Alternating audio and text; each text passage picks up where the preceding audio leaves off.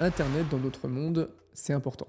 Ouais, je sais. Celle-là, c'est cadeau, je pense que vous l'aviez pas, ça me fait plaisir. Derrière cette analyse d'un niveau olympique, on peut se demander quelle sera la nouvelle révolution aussi massive qu'Internet, s'il y en aura une un jour. Le concurrent numéro un actuellement, c'est l'IA. Mais, autre question, est-ce qu'Internet est prêt pour l'IA? Internet est adapté pour nous et pour notre forme d'intelligence. Mais est-ce que c'est réellement optimal pour que les IA dans quelques années puissent vraiment en tirer parti et évoluer autant qu'elles le pourraient? Pour les créateurs du projet Hypercycle, pas du tout. Et ils se sont donné comme mission de créer ce fameux réseau optimal pour les IA et plus précisément pour les IA décentralisées.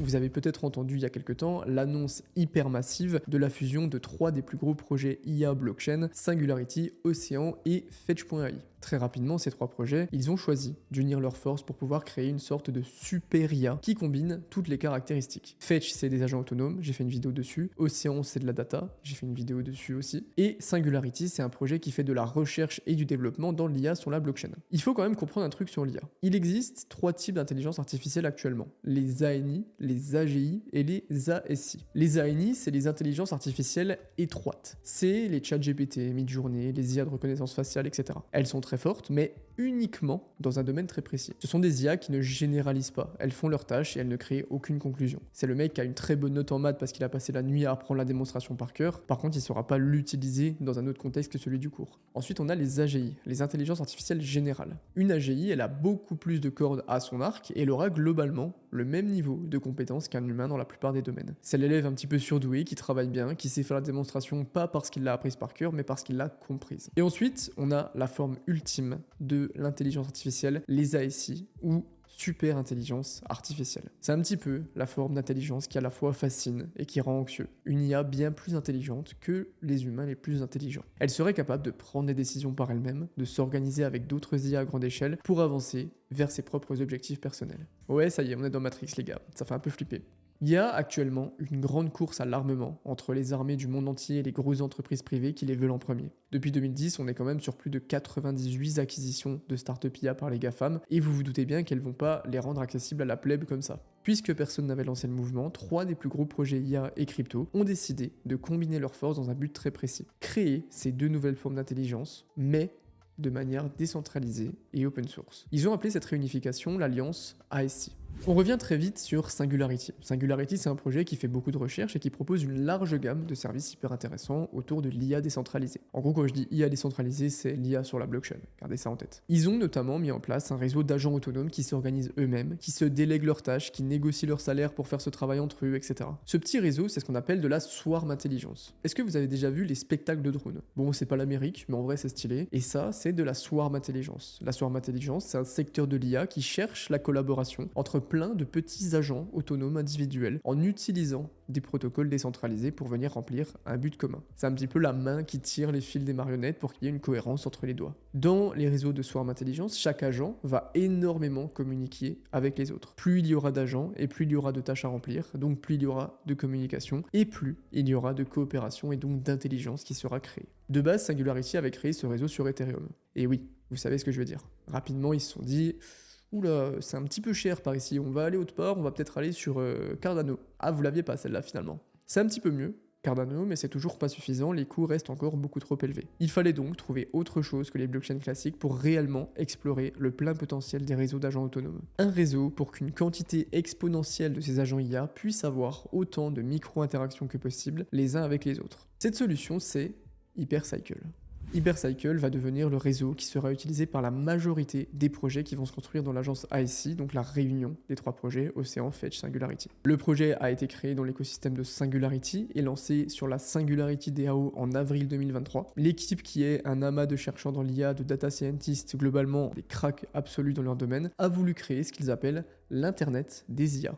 C'est une nouvelle architecture de données, une nouvelle forme de blockchain, si vous voulez. Elle est spécialement conçue pour que les agents IA puissent communiquer et collaborer hyper efficacement entre eux. Le tout avec des coûts qui sont archi faibles et une fidélité de transaction extrêmement rapide. On parle de quelques millisecondes. Plus les IA vont devenir performantes et intelligentes, plus on va leur déléguer des tâches qui sont importantes. Pour l'instant, on leur donne des micro-tâches. Fais-moi une image, réponds à ma question, explique-moi pourquoi l'OM est un club pourri, etc. Mais bientôt, ça sera crée-moi une application complète qui fait tel travail, déploie une stratégie de sécurité complète pour gérer les données de mon entreprise, fais une stratégie pour que Paris gagne enfin la Ligue des Champions, etc. Ces IA, pour qu'on leur délègue des tâches aussi complexes, elles devront travailler en groupe. Plus on les fera collaborer, plus elles évolueront et plus elles seront capables de gérer les tâches importantes sans intervention humaine rapidement. Sauf que, à l'heure actuelle, aucune architecture ne propose un socle pas cher et hyper rapide qui permette ce niveau d'échange, ce niveau d'interaction entre des agents autonomes. Aucune, à part Hypercycle.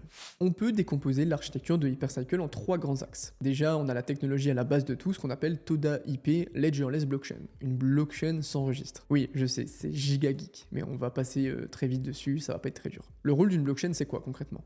C'est de tracer les titres de propriété des actifs numériques qui sont dessus. Pour venir garantir la propriété, il faut qu'un très grand nombre de témoins autour de nous puissent prouver qu'un actif nous appartient. Si je vais à la boucherie, que je paye ma petite côte de bœuf et que c'est le mec derrière qui la prend et qui se barre avec, j'aurai pas du tout de mal à lui dire que c'est la mienne parce que tout le monde m'aura vu payer et à lui mettre un tacle 2 pieds décollés dans les genoux s'il se barre. La blockchain, c'est pareil. Puisque tout est public, les preuves, ce sont les validateurs qui vont tous aller checker leur copie de l'historique du registre depuis le départ pour voir ce qui s'est passé. C'est fantastique, mais ça veut dire que tous les nœuds du réseau doivent tous se parler entre eux, doivent échanger les informations presque en temps réel et garder une copie complète sur tout ce que tout le monde a fait sur le réseau depuis le départ. Et ça, ça coûte cher en ressources, ça coûte cher en énergie et ça coûte cher en temps. Tout ce que des agents autonomes ne veulent pas gâcher parce qu'ils vont avoir énormément de tâches à faire. Hypercycle approche ça très différemment. Le réseau, c'est juste un tas de nœuds qui contiennent des agents autonomes qui gèrent tous leur propre historique de transactions individuellement. Du coup, pour venir prouver la propriété, il n'y aura plus besoin de revérifier l'ensemble de tout ce qui s'est passé sur le réseau. Il y a juste à valider que l'historique du ou des quelques nœuds qui ont vu passer l'actif à vérifier respecte les règles du réseau. Plus besoin de créer des milliers de copies entières des registres partout dans le monde, c'est pour ça qu'on l'appelle blockchain ledgerless ou sans registre, puisque les vérifications et les interactions n'ont plus besoin d'être communiquées à la terre entière, on économise énormément de bandes passantes, de matériel, d'énergie, de temps, etc.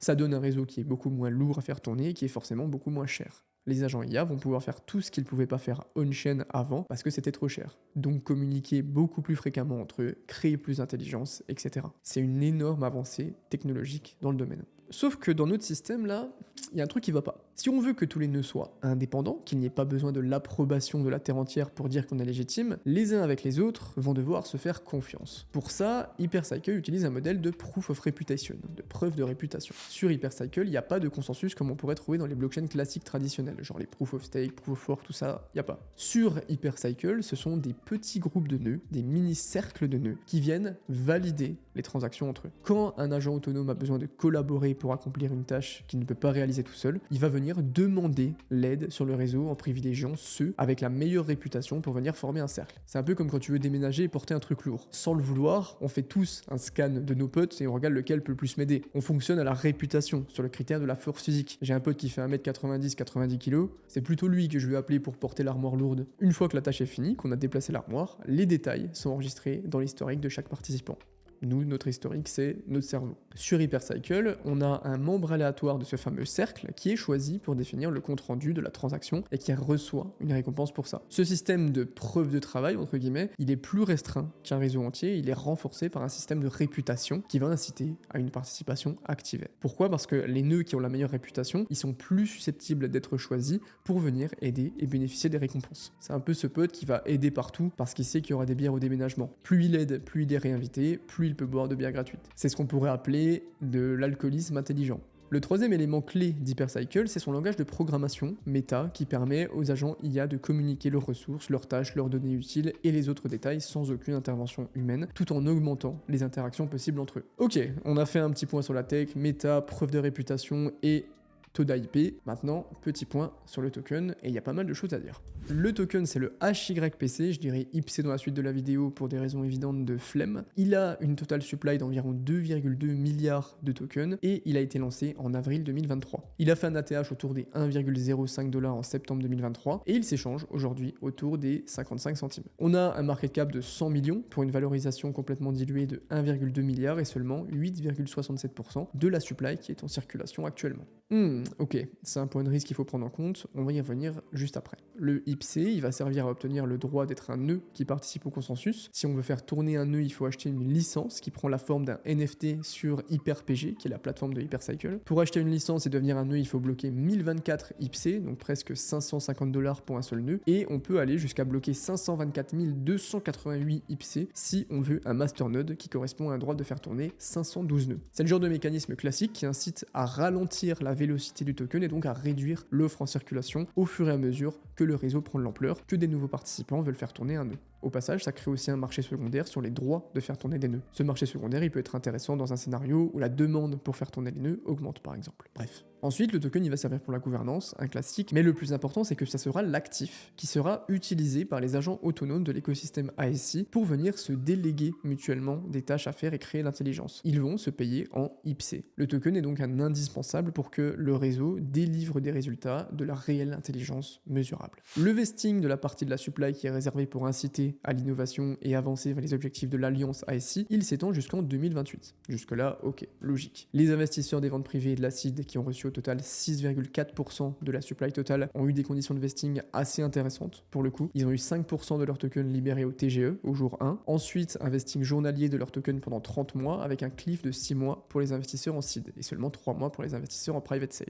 Les investisseurs privés vont continuer de recevoir des tokens jusqu'en août 2025 et en novembre 2025 pour les seeds. En ce moment, on a 225 000 tokens vendables qui arrivent sur le marché tous les jours et tous les 8 du mois, 2% de la supply, donc 44 millions de tokens qui sont libérés. Au prix actuel, ça fait presque 125 000 $ par jour et tous les 8 du mois, 22 millions de dollars de pression vendeuse. On parle quand même de presque 25% du market cap actuel tous les mois, ce qui est absolument monstrueux. Sur ces 22 millions, il y en a 6 qui reviennent directement à la team. On aurait très bien pu verser des vestings un peu moins gros sur une période de temps plus longue, par exemple. Vu comme ça, c'est pas une super preuve d'engagement vers le projet. Sauf que ce sont des infos qui sont aussi à prendre avec des pincettes. Sur Telegram, en posant des questions, les modos nous disent que la majorité des tokens en vesting sont dans des programmes de financement des nœuds dont je vous parlais. Il parle de plus de 90 millions de IPC qui sont bloqués pour l'instant et qu'un dashboard sera bientôt intégré au site pour qu'on puisse vérifier ça nous-mêmes. Si Hypercycle devient le réseau de communication par défaut de tous les agents autonomes du projet ASI, la fusion des 3 projets, et que leur collaboration permet de créer la première forme d'intelligence artificielle générale décentralisée, le potentiel est juste énorme. Par contre, en fouillant le vesting, la pression vendeuse qui se libère est assez colossale, ce qui augmente massivement le risque d'investissement, sachant que c'est un projet qui va se développer sur ASI, un nouveau projet entre guillemets, qui certes est la fusion de 3 grosses entreprises, mais qui va encore avoir beaucoup de travail et de défis à résoudre. Les libérations, c'est un fait à prendre en compte, mais il faut faire attention à ne pas jeter tout un projet simplement à cause de ça, comme je vois certains créateurs qui n'ont rien compris au modèle économique d'un projet le faire.